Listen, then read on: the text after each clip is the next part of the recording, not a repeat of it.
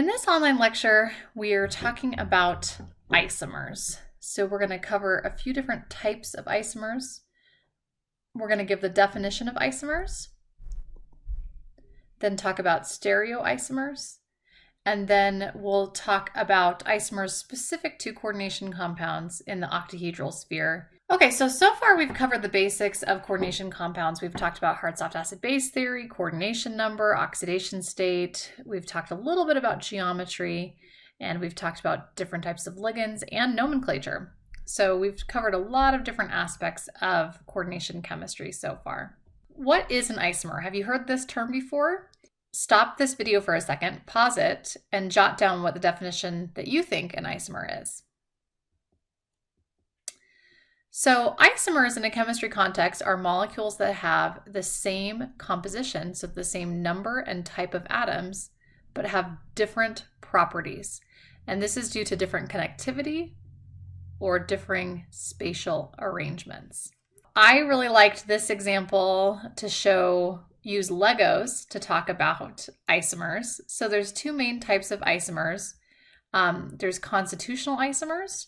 Constitutional isomers have the same number of atoms, but the atoms and the isomers are connected in different ways. So if you look at these three sets of Legos, they all have 4 yellow blocks, they all have 1 red block, and they all have 1 green block, but each one of these is connected in a different way.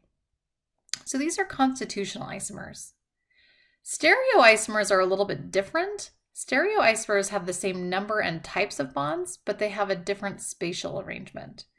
So here's an example of 2 sets of Legos where they have the same connectivity. Everything's connected in the same way, but they're mirror images of one another. So these are not the same. They're different structures because they're what we call enantiomers, which we'll get to in a second. Here's an example of 2 structural isomers, which we also call constitutional isomers. So they have the same formula, C21H30O2, but they have very different structures. And you might recognize these 2 structures as molecules that you've seen before. This one on the left is progesterone, which is a hormone, and this one on the right-hand side is THC. So as you know, these 2 molecules have very different properties and very different functions. So even though they have the same formula, they're completely different molecules. So this is just a summary of the types of isomers that we're going to be talking about for coordination compounds. So isomers have the same number and type of atoms but different properties, but then there's 2 main groups of isomers, structural isomers. Those are the constitutional isomers that we were just talking about. They have different connectivity or different numbers and types of chemical bonds. Stereoisomers are isomers that have the same connectivity, the same number and type of chemical bonds, but they have different spatial arrangements. And the 2 types of stereoisomers that we're going to talk about are optical isomers and geometric isomers. Geometric isomers they are all connected in the same way, but they have a different spatial arrangement. So here's some examples of geometric isomers.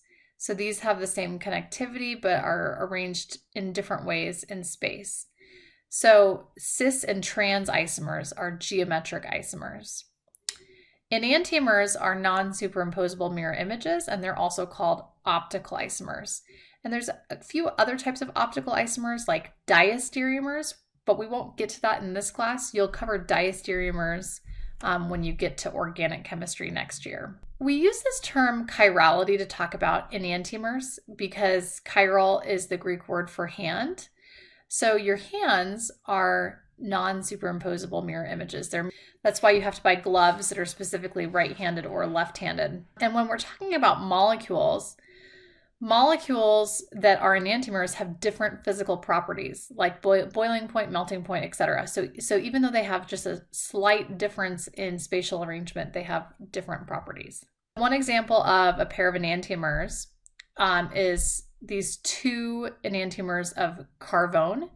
One is spearmint oil and one is caraway seed. So you probably know what spearmint smells or tastes like. Caraway seed is like black licorice, similar to a licorice taste. So these two have completely different odors, black licorice versus spearmint. And the only thing that is different is that they are non-superimposable mirror images. They are a pair of enantiomers. So if a molecule has an enantiomer, we say that the molecule is chiral.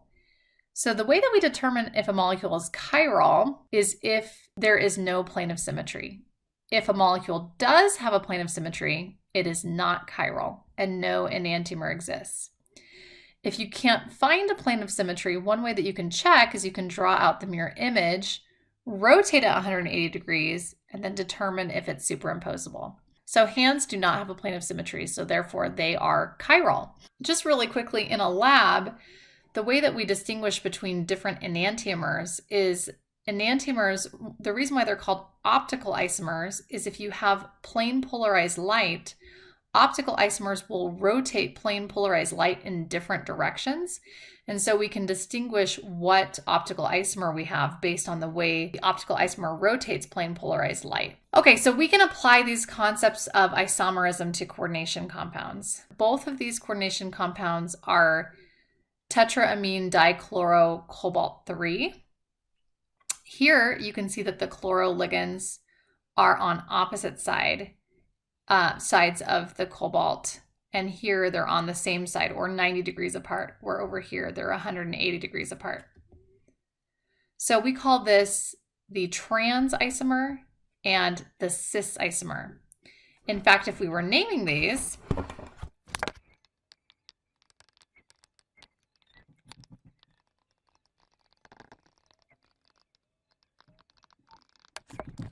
we would go ahead and name this trans tetraamine dichlorocobalt-3, and this one on the right, cis tetraamine dichlorocobalt-3. One thing that we want to be able to think about are if there are any optical isomers that are possible. And an optical isomer exists if a molecule does not have a plane of symmetry. So why don't you think about that? Just think, do either of these molecules have a plane of symmetry? And are they chiral? Okay, so let's look at this one on the left over here.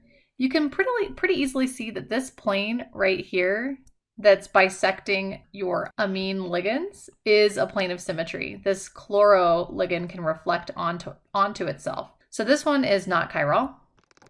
And then if we look over here, similarly, you have the exact same plane because these amines can reflect onto one another. So this is also not chiral. So no. The answer is no, optical isomers are possible for this set of coordination compounds. Here's a little bit different situation. You've got a metal and 3 ligands of one type and 3 of another type. So we've got 3 chloroligands, 3 water ligands.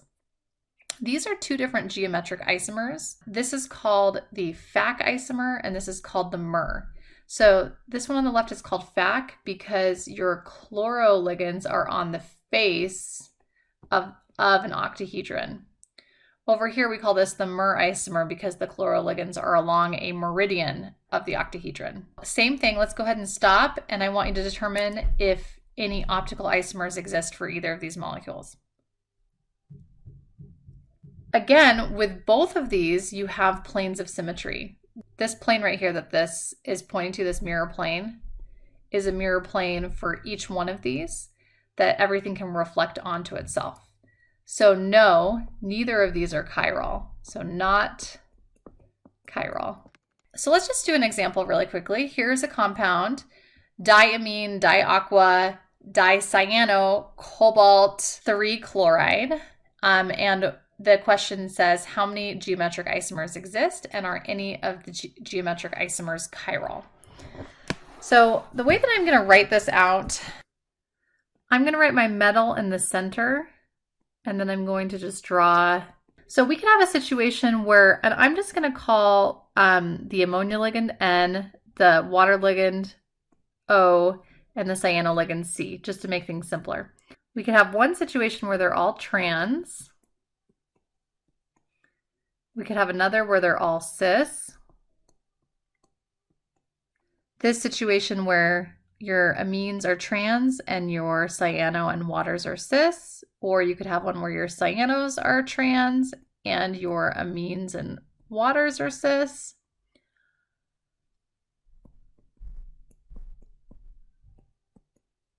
And lastly, where your water is trans and your cyano and amines are cis.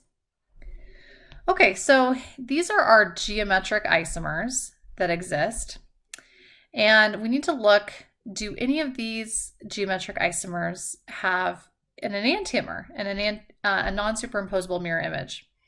So any of these that have a plane of symmetry, like any of these ones that are trans, so all of these have a plane of symmetry, right? Just like what we were looking at before. So this is not chiral. This one, again, has these planes of symmetry, so this is not chiral. But this one, where everything is cis, it's not as easy to see if there's a plane of symmetry. So let's go ahead and draw the mirror image. I'm going to erase everything else. Well, actually, I'm going to leave. I'm just going to erase this. Okay, so here are our mirror images for these two isomers. And what you might need to convince yourself of is that these are not superimposable. So if you rotate this one 180 degrees, these two carbons will line up, but this nitrogen will end up here where the oxygen is, and this oxygen will end up here where the nitrogen is. So this one that's all cis is chiral. And if you have bidentate ligands, such as ethylene diamine, this is going to decrease the overall symmetry. So for this one, dichlorobisethylene diamine cobalt 3 chloride, this is going to be a chiral molecule. So you can see, again, if we have this ethylene diamine, this bidentate ligand, and we draw the mirror image, these are not going to superimpose on one another. So they are a pair of enantiomers. Okay, so just some quick conclusions. Isomers have the same formula but very different properties. And we're going to start seeing some applications and some examples of isomers of coordination compounds that have different color, different medicinal properties, lots of different properties.